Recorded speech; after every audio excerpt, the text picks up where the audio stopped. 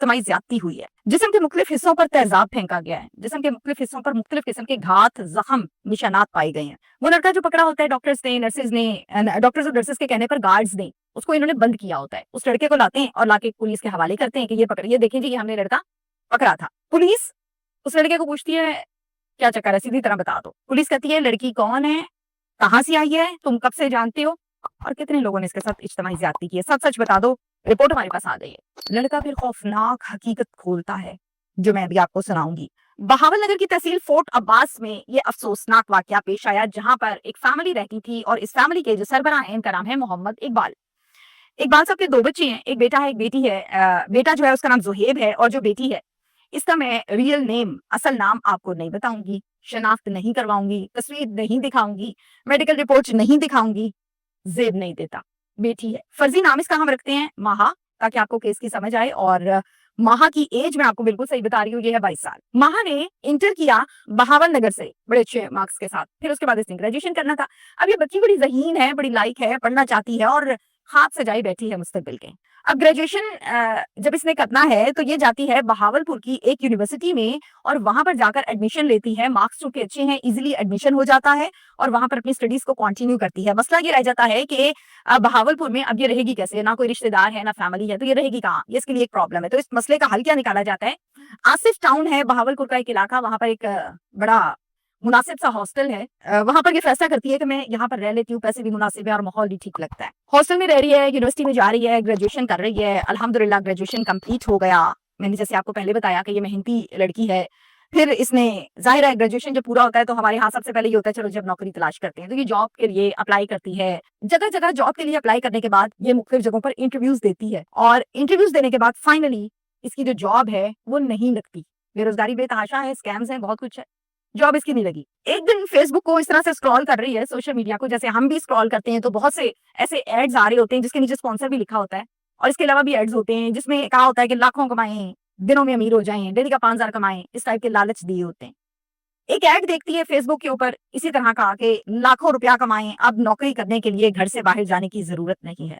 Impress होती है। उसके नीचे एक कॉन्टैक्ट नंबर भी दिया होता है। कॉन्टैक्ट नंबर पर फोन करती है और फोन करके कहती है कि जी मैं महा बात कर रही हूँ, मैं जॉब में इंटरेस्टेड हूँ और मेरा ग्रेजुएशन कंप्लीट है, मुझे डिटेल्स बताएं। कॉल को अटेंड करता है हारून नामी एक शख्स। कहता है मैडम कोई इशू नहीं है, फोन पर तो हम नहीं बता सकते, आप ऐसा करें कल हमारे ऑफिस आ जाएं, आपका एक फॉर्मल सा हम इंटरव्यू लेंगे, हमें तो अशद जरूरत है वर्कर की, तो मैं एड्रेस आपको देता हूँ, आप आ जाए, समझे जॉब आपकी पक्की है। वहां खुश हो गई कि मेरी जॉब लग गई। यही ख्वाब था उसका कि मैं पढ़ूं और फिर आगे जॉब करूं। जो एड्रेस दिया था उस एड्रेस पर वहां पहुंच गई। अंदर जब ऑफिस का दरवाजा खोला तो अंदर वही शख्स जिससे फोन पर बात हुई थी, हारून, वो भी बैठा हुआ है और उसके साथ कुछ और उसके दोस्त भी बैठे हुए हैं। ये अकेली लड़की है, हॉस्टल में रहती है, अकेली वहां गई है। अंदर काफी सारे लोग हैं, हारून है और उसके दोस्त हैं, इमेजिन करें जरा। और ये सब लड़के नशे में धुत हैं, शराबे भी हैं, क्या पिया है इन्होंने, होश कोई नहीं है इनको। फर्स्ट टाइम जब जॉब लेने के लिए जाते हैं आपके अंदर कॉन्फिडेंस लेवल नहीं होता, आपको ये होता बॉस है, इंटरव्यू देना है, पता नहीं क्या हो जाएगा, तो जो भी कहेगा ठीक है चुप करके सुन लेंगे। तो ये भी घबराई घबराई एंटर हो गई, देखा हालत है अजीब अजीब गरीब है, लेकिन कॉन्फिडेंस नहीं था, बोल ना सकी या इस चीज का आइडिया ना लगा सकी कि फौरन वहां से भाग जाए।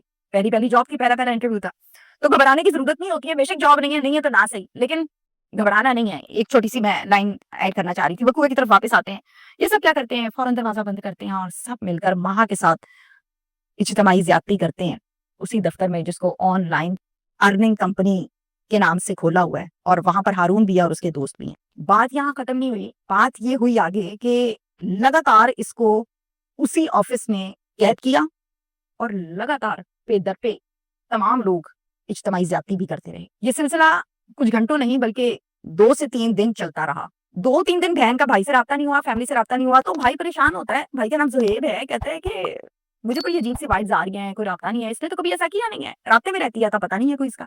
वो फौरन से आता है बहावल नगर से बहावलपुर सीधा हॉस्टल जाता है, जाके कहता है जी महा किधर है, महा को बुलवा दे, मैंने मुलाकात करनी है, मैं उसका भाई हूँ।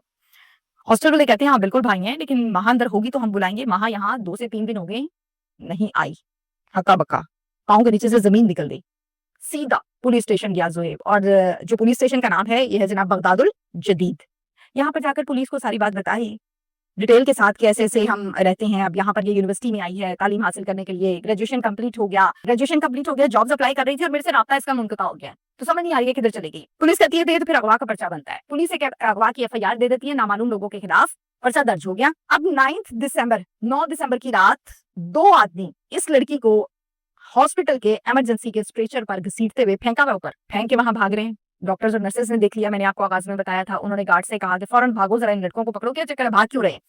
गार्ड जाके पीछे भागते हैं, पकड़ते हैं, एक पकड़ा जाता है, दूसरा भागने में कामयाब हो जाता है। जो पकड़ा जाता है उसको लाके कमरे में बंद कर देते हैं, पुलिस को कॉल करते हैं, पुलिस मौके पर आ जाती है, वकूआ देखती है, लड़की देखती है, मेडिकल रिपोर्ट्स देखती है, चीजें क्लियर हो जाती हैं। उसके बाद इस लड़के को पुलिस के हवाले कर देते हैं। अब लड़का जैसे पुलिस के हवाले करते हैं, पुलिस उसको बाजू से पकड़ती है और कहती है हाँ भाई क्या मामला है, सीधी तरह बता दो क्या किया लड़की के साथ। फिर वो लड़का डिटेल बताता है, सुन ले, ये लड़की हमारे पास नौकरी के लिए आई थी, मैंने और मेरे दोस्तों ने इसके साथ खूब ज्यादती की है। हमारा इरादा तो ये था कि लड़की को ज्यादती का निशाना बनाएंगे, फिर इसको कहेंगे जाओ चली जाओ, छोड़ देंगे। लेकिन हम लोगों ने नशा बेतहाशा किया हुआ था, नशे में हम धुत पड़े हुए थे, कुछ अता पता नहीं था किसने क्या किया, कितनी दफा किया, किस अंदाज में किया, हमें कुछ होश नहीं थी। जब हमें कुछ दिनों के बाद होश आई तो हमने देखा कि माँ तो हाल बेहाल पड़ी है, कुछ सांसें चल रही, कुछ नहीं चल रही, बड़ी हालत खराब थी माँ की। तो हम डर गए, हमने कहा कहीं लड़की मारी ना जाए। हमने फौरन इसको गाड़ी में डाला, हम हॉस्पिटल ले गए कि चलो इसका ट्रीटमेंट तो कराएं, जान बच जाए इसकी। अब जब हम हॉस्पिटल लेकर आए हैं तो वो सारी बात तो आपको डॉक्टर्स ने और नर्सेज ने बता दी है। पुलिस इसको लगाती है हथकड़ी, थाने ले जाती है, ले जाके थोड़ी खातर तवाजा करती है, फिर कहती है कि जो बाकी दोस्त है तुम्हारे जरा उनका एड्रेस भी दे दो, फोन नंबर भी दे दो। माहा के घर वालों के साथ पुलिस करती है राबिता और उनको बताती है अफसोस के साथ हम कह रहे हैं कि आपकी बच्ची के साथ ये मसला बन गया, आप लोग आ जाएं, बच्ची की निगहदाश्त भी करें और एक मुलजिम हम पकड़ चुके हैं। फैमिली फौरन भागी आती है। डीपीओ बहावलपुर हैं इस टाइम जी, असद सरफराज साहब, उनके नोटिस में ये बात जाती है, फौरन नोटिस लेते हैं, मुतल्लिका थाने को कहते हैं मुलजिम चाहिए हर हालत में, जिंदा या मुर्दा। अब जाहिर है एसएचओ की डीएसपी की दौड़े लग गई, उन्हें तो मुलजिम चाहिए ही चाहिए, वो दौड़े लगाते हैं। और फिर मरकजी मुलजिम इसमें हारून था, उसको पुलिस ने फौरन हथकड़ी लगाई, अरेस्ट किया और डीपीओ साहब को रिपोर्ट दी कि सर मरकजी मुलजिम पकड़ लिया हमने। हारून जो है इसका ये असल नाम नहीं था। पुलिस ने जब इसको पकड़ा, इसके आईडी कार्ड से इसका बायोडाटा लिया तो पता चला कि इसका नाम हारून नहीं है, ये झूठा नाम है, इसका असल नाम है गुफरान। अब गुफरान का जब ये शक हुआ कि ये नाम क्यों बदल के फिर रहा है, काम भी ऐसा किया है, तो गुफरान के सीएनआईसी को जब सीआरओ में चेक किया गया तो पता चला कि गुफरान जो है वो क्रिमिनल लड़का है, रिकॉर्ड याफ्ता है, बेशुमार ज्यादती झगड़े के पर्चे इसके ऊपर ऑलरेडी मौजूद हैं जो कि रिकॉर्ड का हिस्सा है। लड़की की हालत इस टाइम बड़ी नाजुक है, आईसीयू में है, डॉक्टर्स ट्रीटमेंट कर रहे हैं, बड़े अच्छे से कर रहे हैं। अल्लाह ताला इसको जल्दी जल्दी सेहत दे, तंदुरुस्ती दे, जल्दी जल्दी से ठीक हो जाए। फैमिली उसके पास है, अटेंडेंट के तौर पे उसका ख्याल रख रही है। हारून पकड़ा गया है, बाकी मुल्जिमान जो है पुलिस उस पर भी काम कर रही है।